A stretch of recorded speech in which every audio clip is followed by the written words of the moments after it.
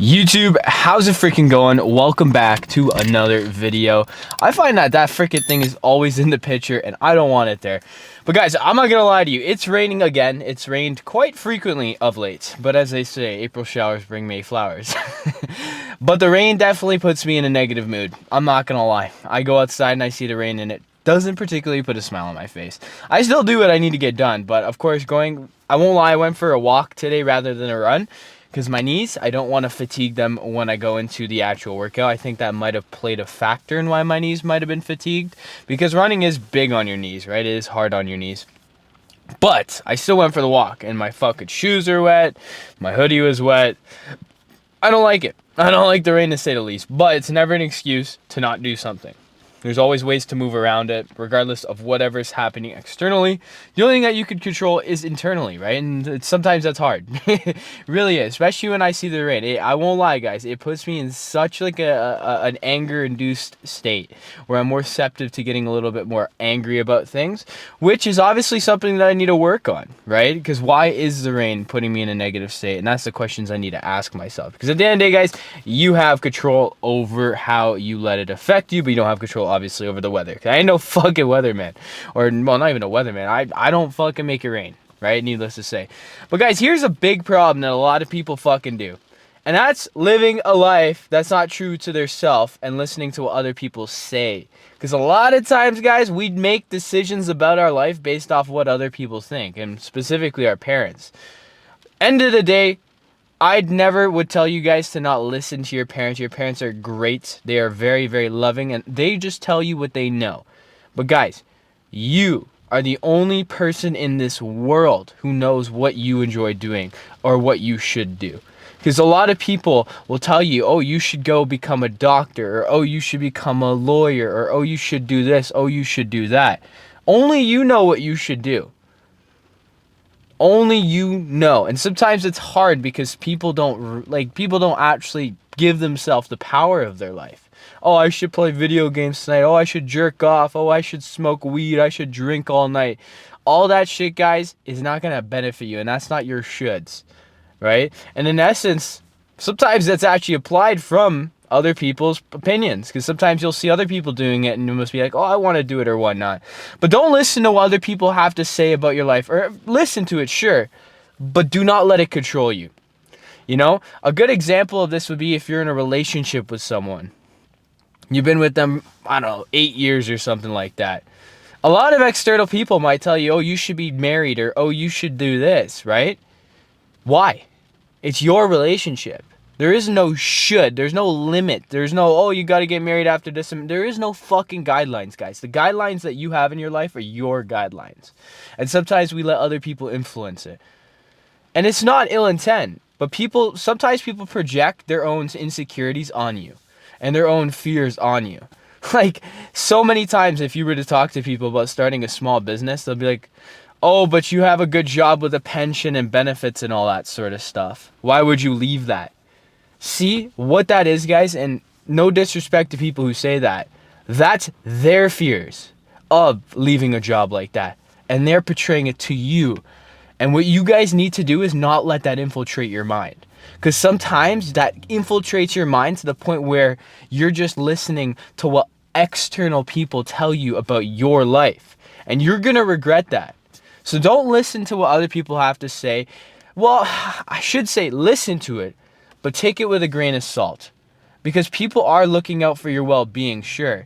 And they're saying these things because it's what they believe, but they don't know you. They don't know who you are. Only you know who you are, guys. And I don't want you guys to fall victim to that, because I did speak upon the 5 regrets of the dying, one of which is living a life that's not true to themselves. It's so common people live a life just to make their parents proud, just to have more girls in their life, or whatever the case may be. Make your life, because you only have one chance at it, about what you like and what you want to do and what impact you guys want to do. And there is no right answer to that. It's about what you guys want to do, but it has to be something. Because if, me personally, guys, if you have no ambition, what is life, like, why are you living? Like, what is life good for? And when I say ambition just doesn't mean working towards a business or whatnot. Ambition is spending time with your family, right? Spending time with your loved ones, making memories with your friends. That is ambition in my eyes, because ambition is the want to do something good, and doing those things are good. And today, it's a gym day. Gonna hit legs, probably a solo workout. I think Shear's gonna pull up at some point, but we'll see what's up. Gotta watch the knees, because like I said, guys, they aren't injured, and we're not trying to get injured further. Same with the shoulder. That's why we're not hitting the shoulders this week. But without further ado, it's fucking gym time.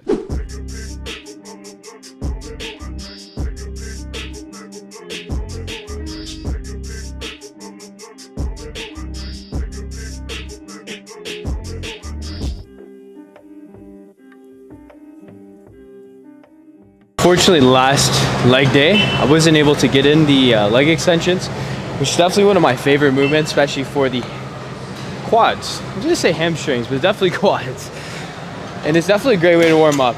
It helps with the knees and everything like that. It's a bit of a pre-exhaustion prior to going into squats, which definitely gonna hit some squats today. I'm not sure whether or not I'm gonna hit it on the Smith machine or not. I might just do a variety of movements on the Smith machine, because there is a lot of different movements you can do on that, such as sissy squats, stepping out lunges, and also even leg press on it. I'm trying to think of the RDLs. Probably do some RDLs on it. Fortunately though, the Smith machine is typically a frequently used machine, and it's very rare that you're able to get it. So we'll see what we can do. We'll just work around it, see what we can do. But I'm doing 4 sets of this. In my last set, actually. I didn't know if I had the mic or not. I thought I left it in the car, and I thought I had to run through the fucking rain to go get it, but thankfully I did bring it, so I'm not that dumb. I put it in my pocket, so it is good. But I did do the 12-8-4 warm-up. So again, I'll reiterate to you guys that aren't aware of what that is. It means doing 12 reps of a weight. You can do about 30. Second set. What's up, Angel? Shout out Angel, man. Making the gym look pretty all the time. Angel's a great guy, man. Shout out Angel. But 8 reps, about 15 that you could actually do, and then 4 for about 10. So it's nothing too heavy. Again, guys, it's a specific warm-up. You could also incorporate a generalized warm-up, but in general, you need to get a warm-up in of some form, right? You got to get that stimulus going. You got to make sure your joints are feeling good, and you know your heart rate's a bit elevated or whatnot. Now, a lot of people do spend too much time on their warm-ups, which isn't really necessary, especially because you do a 30-minute warm-up, then what? You know, you're pretty cut down slim there. But we're gonna get right in this. Let's get this shit. 12 reps. If I can. I did up the weight.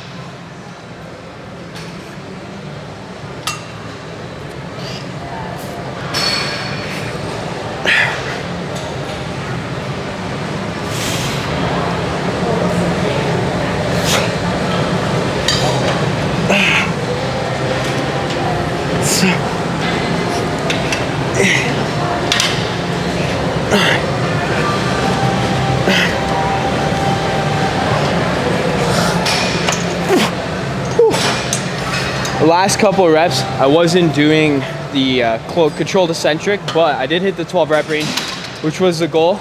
And to be fair, this is the weight I should be doing every time now. Definitely want to continue at this weight, which is 185. That way I can get better at it. But we're going to see if the Smith machine's open. If not, we'll just work around it. So let's get this shit. So we did get lucky and we did get the Smith machine. And I'm going to do a variety of different movements on it, because again, the Smith machine is definitely a rarity to get. So you got to share shit when you get it. We only have 2 here.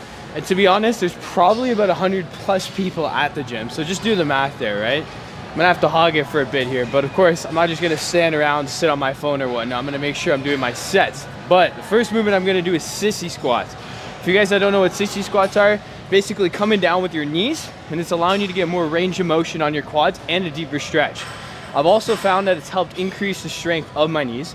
And all around, doing sissy squats is a lot more difficult than doing a regular squat, because majority of people are able to just do a regular squat, but try doing a sissy squat. Even myself, I doubt I'll be able to do it. Part of it's because of fatigue right now, but I might be just an excuse. It's challenging as fuck, guys. And that is the name of the game, is to challenge yourself, because that's how you're gonna obtain resistance. To be honest, I'm not using a weight here. There's no weight on this. Just using it as a stabilizer, because you do want to work your way up. If you just try to jump right into regular sissy squats, which would be just doing it right here, or even putting weights on this, you're probably going to injure yourself, and you're probably going to fall off balance and all that sort of stuff because you're not used to it. So definitely work up to it, right?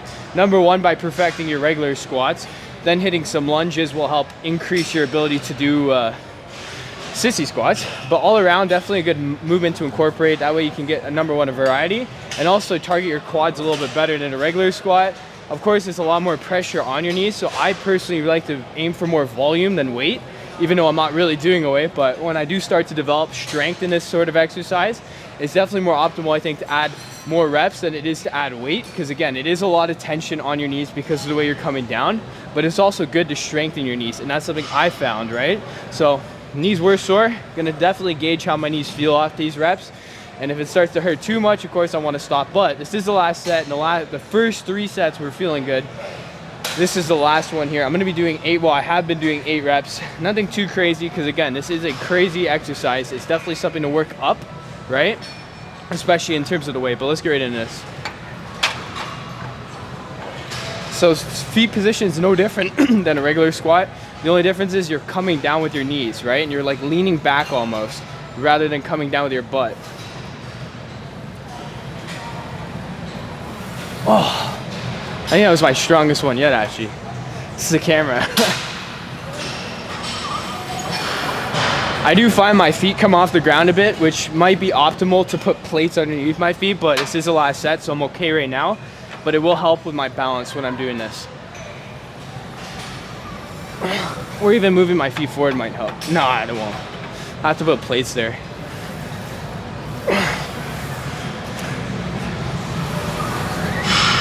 Oh, I think I'm at 4. Let's do half.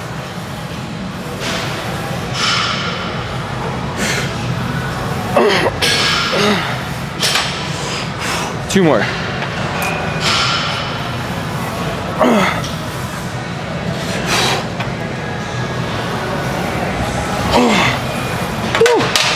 Wow, definitely good exercise. Left knee is feeling it a bit, but nothing like where it's pain. It feels like the muscles are being worked in there. So definitely give this a try. Let me know what you guys think about this particular movement, but do it safely. There's plenty of videos out there to tell you how to build up to it. Hold on to a wall, use the Smith machine for balance, but work up to it, needless to say. Let's get this shit. RDLs are definitely an exercise that I need to work on form-wise and just all around, because it's not an exercise that I do often. I just feel like there's more optimal ways to hit the quads, or sorry, not the quads, but the hamstrings. It hits your glutes too, but I'm more so of an advocate, especially if I'm trying to target specifically my hamstrings. I want to do leg curls. Leg curls are the ultimate for me. I feel the most exertion on that specific movement. But RDLs are definitely still good because it's going to help increase your deadlift and just all around strength, right? However, I will say, do feel in your lower back a bit. And I mean, the way it's moving, you will. But of course, you need to gauge that, because if you are starting to feel too much pain in your lower back, you got to stop, man. You're not trying to injure your lower back, right? So the risk to reward, or sorry, the fatigue to stimulus ratio can alter to the fatigue side pretty quickly, especially if you start to feel it in your lower back. And I won't lie, this is set number 5. The first couple sets that I did, I was feeling it in my forearms. Forearms were the hindrance, so the synergist muscle, right? And for you guys that aren't aware, synergist muscles are muscles being worked, but they're not the prime mover. The prime mover in this would be the hamstring, a bunch of different muscles actually, and to be fair, but specifically the hamstrings. That's why I'm hitting it. And the synergist muscle being the forearms limits my ability to actually hit this. So, I mean, that's just an indicator. Someone did ask about that. You got to train your synergist muscle to get a little stronger, because what's holding me back from being able to do more reps is my ability to hold the weight, right? Because it's not just my forearms, also my grip strength.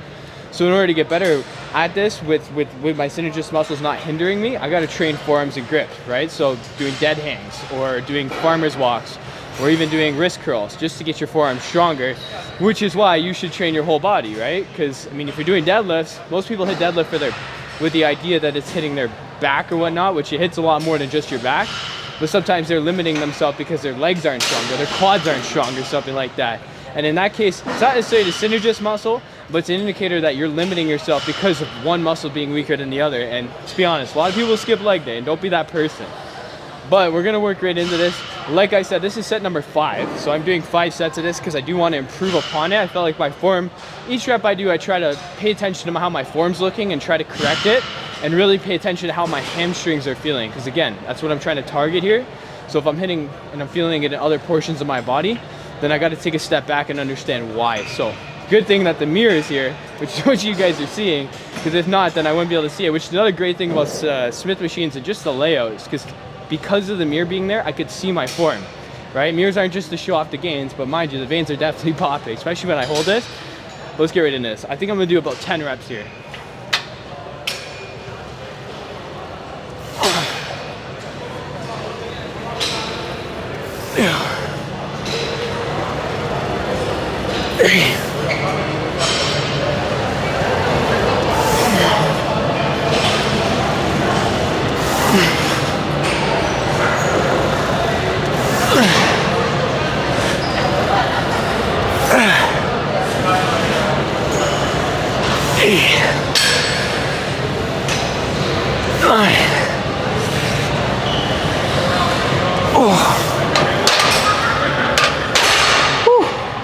Definitely the forearms giving out there, especially my fingers, like the grip strength.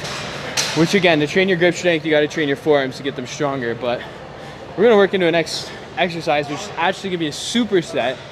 And I didn't really want to do it. I was mentally battling with myself because my inner bitch was coming out, telling me, "Oh, don't do it. Oh, you gotta go home soon. Oh, you're not gonna enjoy it." But you know what? You gotta ignore that voice. And you gotta do the very things that you necessarily don't want to do. It's 9 times out of 10 they're gonna be beneficial to you. But let's get this shit done. All right, we're working into the last set of this superset. I'm not sure if you guys could tell the sweat, but this fucking superset is insane. Out of all the leg day supersets I've ever done, this one is #1. I'm not gonna bite around the bush. We're talking just 2. That was 3, 2. I've done 3, and those are even more intense, obviously, because there's more volume. But this one, man, is no fucking joke. It's not for the weak, and it's definitely something you guys need to try on your leg day if you guys are brave enough to do it. If you have a Smith machine, of course. Which is Smith machine squats. Wow, Smith machine squats into lunges, single leg lunges, stepping forward, and it's pretty fucking insane. I'm not gonna lie. You do it simultaneously. I personally like to do 2 plates, or rather 1 plate and a 25. I was gonna say 2 plates because 1 on each side, but a plate and a 25. And then once I finish the squats, I'll take off the 45, and I'll just leave the 25, and I'll do my lunges. And it ain't no joke, guys. It's no joke. It takes a lot out of you physically, mentally, emotionally, every fucking way. Because I don't want to do this. You know, I'm getting sweat in my eyes and all that shit. And I'm like, fuck, I still got more to do after this. I'm actually just call it quits after this. But to be fair, after this, I'm probably going to hit, well, I am going to hit calves. But I'm debating whether or not I want to hit abductors today. I probably should. I'll hit abductors today. We're going to hit abductors as well. So after this, it's, I don't want to call it a rest, but it's definitely not going to be as intense as this. Which means I gotta make this set count. And I didn't want to record the first set because I don't want to put my best foot forward, guys. I want you guys to see me when I'm at my worst. Which, right now, I'm at my worst. I'm not gonna lie. These first fucking 3 sets have had me down. It's been a battle. I've had to take a long rest in between because, as I've said before, guys, there's certain check boxes, shout out Dr. Mike Israel, that you should follow. One of which, do you feel strong enough to do it? Right? Are you feeling like fatigue is a limiting factor? And I won't lie, both of those 2 elements have been playing a part in this fucking thing. Because I am super fatigued and gassed from doing this. It's hitting my cardio as much as it is hitting my legs. And to be fair, the legs are on fire, especially after doing the sissy squats and whatnot. Like it's a lot of emphasis on the quads today. And they're definitely gonna be sore tomorrow, but that's definitely a good thing because that is what I'm trying to do. It is the objective. Of course, to limit how sore they are tomorrow, I gotta drink enough water, I gotta eat the right food, I gotta recover, sleep, right? Taking it easy, in a sense, you know? Reading, taking it easy or whatnot. Work on the other muscles in the body, like the brain. But also stretching, static stretching at the end of the workout. I have found that it has helped very much when I am at the end of my workout and not feeling fatigued the next day. Because a lot of people neglect it. Or people like to do it at the beginning of their workout, which is not the right way to go about it, guys. You should never do it at the beginning of your workout. I am so against that. You're tearing your muscles. Some people do it, and I have said that I like to do it sometimes, like a split or something like that, if I feel like my depth isn't enough on the squats. But I also found adjusting my feet position also help with my depth. So it's just about adjusting the way you need to, but I'm talking too long. Let's get in a set.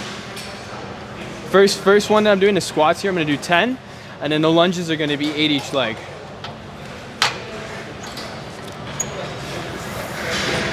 Oh. Feet are sliding now.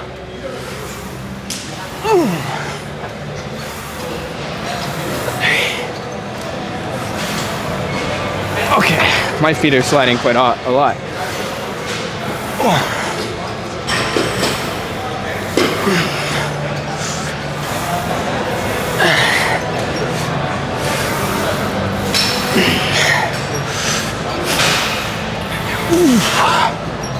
Two more.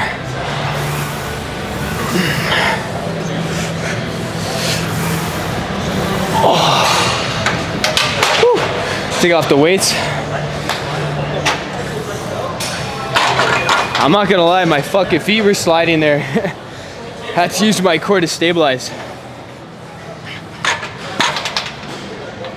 All right.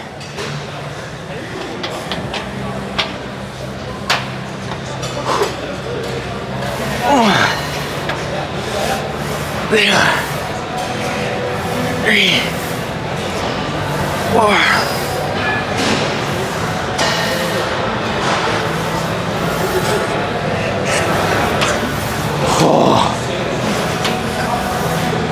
Guys, I'm not gonna lie.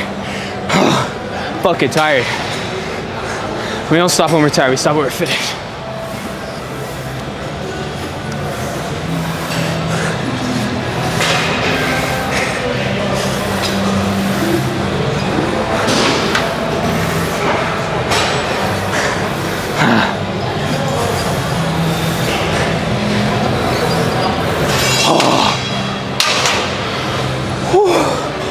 Wow, I don't even know if I could talk much. That was crazy.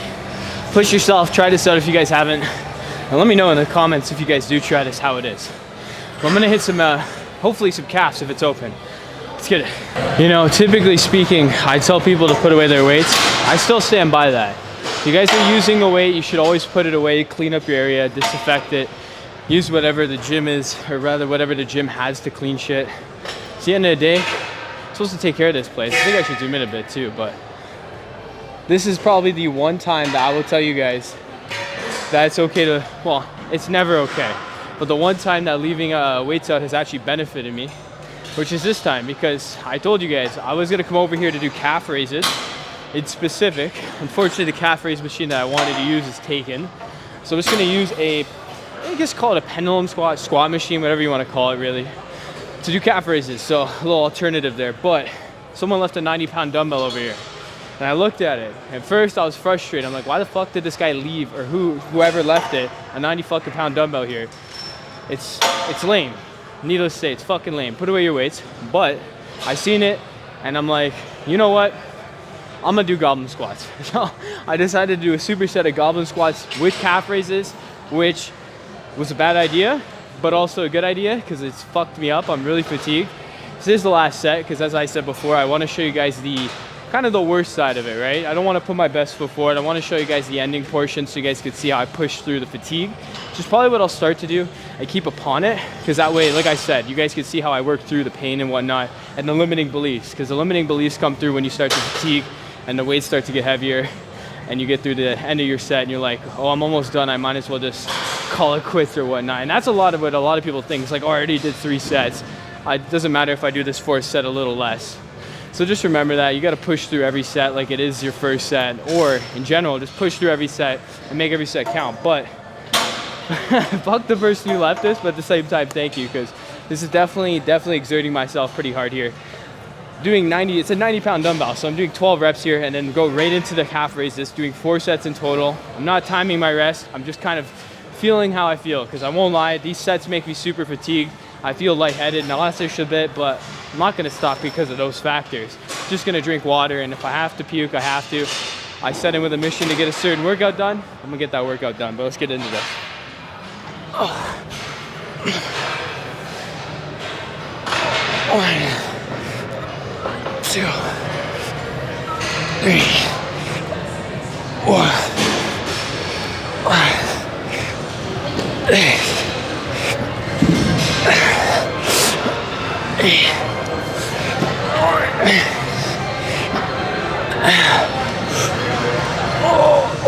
Last one.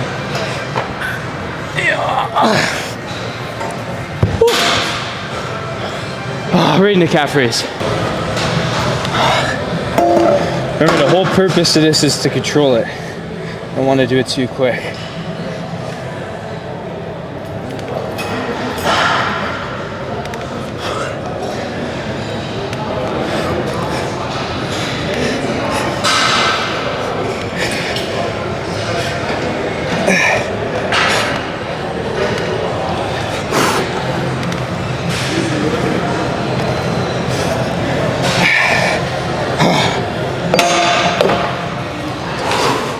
Okay, we're working into the hip abductions now. One thing I have to tell you guys that I've used to do, or rather used to do, because I haven't done this in a while, is to set it at the maximum setting, right? And for you guys that are aware, that's kind of the legs A lot of people can't actually put their legs in at the maximum setting, but I find that if I set it too short, I get to a certain point where it locks out, right? So the weight's touching the weight and I'm not getting that full stretch.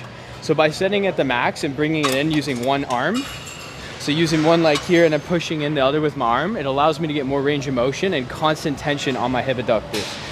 Because if not, I get to a certain point where it locks out, the weights touch each other and there's no pressure on it. So definitely a little pointer for you guys, but I'm only doing 3 sets of this, hoping to hit the abductors as well, because this is adductors. So I'm gonna hit the abductors as well, the outer portion. You get a good variety there. And like I said, I haven't hit this in a while, so I definitely want to make sure that I'm hitting it the right way. And I noticed the weight's not as heavy as I'm typically used to, but that also might be due to me being fatigued, because again, today's leg day is pretty insane. But let's get this last set done.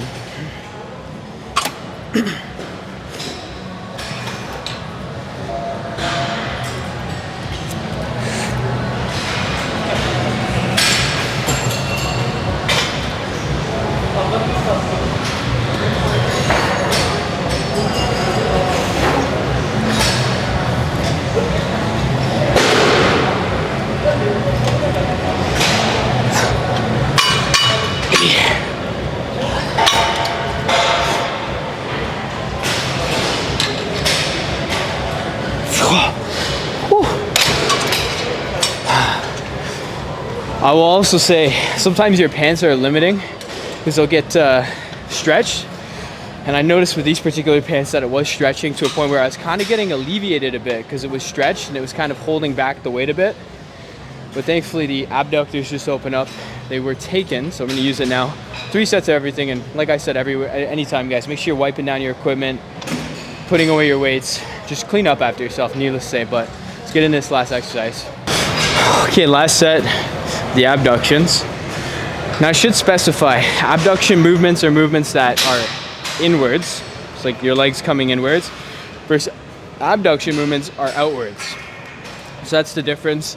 Because sometimes people aren't aware of that, and myself included. For the longest time, I just called these the hip abductors, not realizing there's an abduction and an adduction. It's quite a tongue twister. There's only a B and a D. But just knowing the difference in movements is going to allow you to understand which side it's hitting. So one's hitting the outer portion, one's hitting the inner portion, both of which are very effective. I won't lie, when I hit the adductions, sometimes I can't even close my legs, or it hurts to close my legs after doing that, especially if I do drop sets as well as supersetting the two. It can be pretty fucking intense. Again though, they're machines, so obviously you're not using your stabilizer muscles, but you really isolate your hip to abductors and adductors. Holy crap, quite the tongue twister. But definitely incorporate these. Like I said, your boy's kind of been slacking on them, which is kind of wrong, to say the least. You should be doing them. Should be encompassing all sorts of movements, but hitting the hip thrust definitely hits hip adductors, right? Because you are doing a hip adduction, or rather you are doing a movement incorporating your hips. So definitely having that as well as these is optimal. But we're gonna work into our last set here. So it's three sets. I did 12 reps each. And I want to finish off with some stretches because I do want to allow myself to cool down. And as I said earlier, when you stretch after leg day, it feels a lot better the next day. Because if you don't stretch, your legs are tight. It sucks to walk. It sucks to do a lot of things. So definitely stretch afterwards, not before, afterwards. Let's get into this.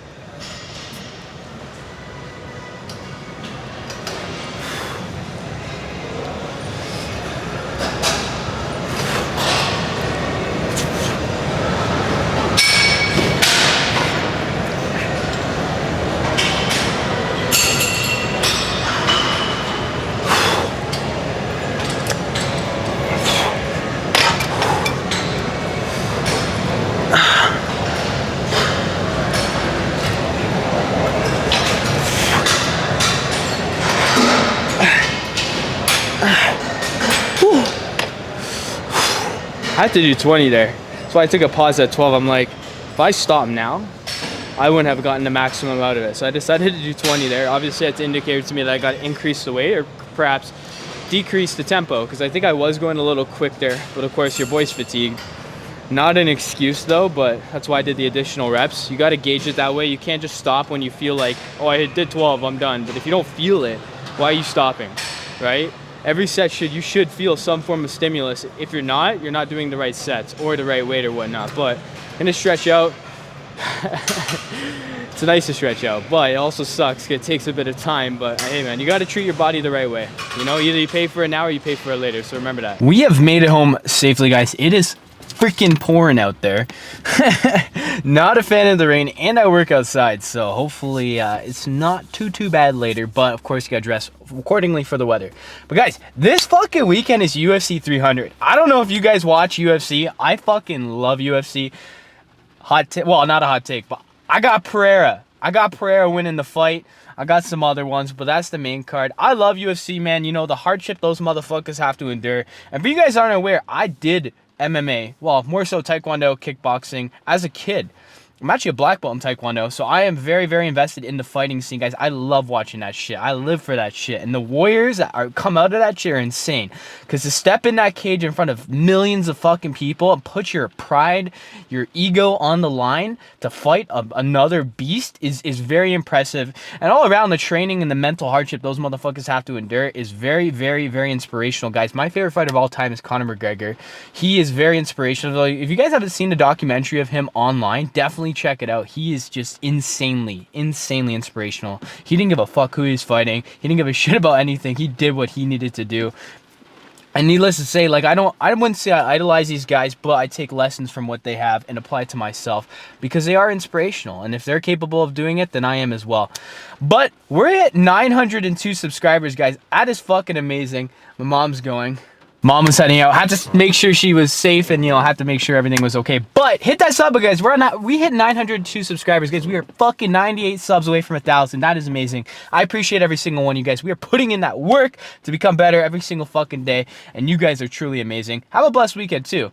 Hit the post notification bell if you guys never miss a video, because your boy's posting 5 videos a week, guys. You don't want to miss it, man. We are going to be at 100 videos soon, and there's going to be a 100 video special as long as the shoulder's okay. We're going to have to put through, might have to postpone it a bit till the shoulder's okay, because it has to be a good one, you know. 100 videos, that's a pretty big milestone. Drop a comment down below what you guys are doing this weekend. Are you guys watching the fights? If you are, let me know who you guys think is going to win, because I think Pereira is going to win. I'm hearing people say Hall. I'm a Pereira guy. I got to go with my boy Pereira. But let me know. I'm always curious. Hit the like button if you enjoyed the video. Guys, have a great weekend. Do what you need to get done and find your impetus. Goodbye.